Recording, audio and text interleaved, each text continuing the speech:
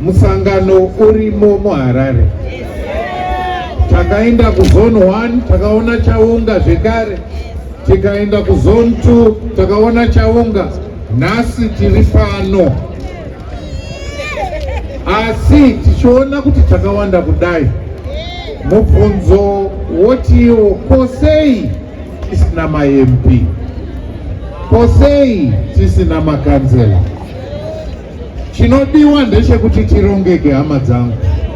Kuwanda takawanda, asi tikasarongeka tinenge tisina ma-MP, tinenge tisina makanzela. Dziva rasekwa ndikambokubvunzai, ine madistrict mangani chamatoa? 18 districts. Sei usiri MP?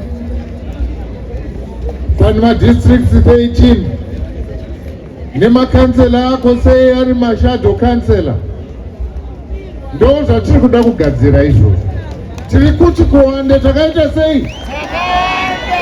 Asi tinoda kugadziridza pakurongeka, nekuti kana tiine madistricts edu 13, aiwa tinohwina constituents, aiwa tinohwina mawards edu.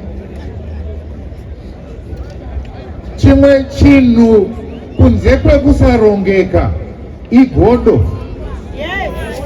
Igodo.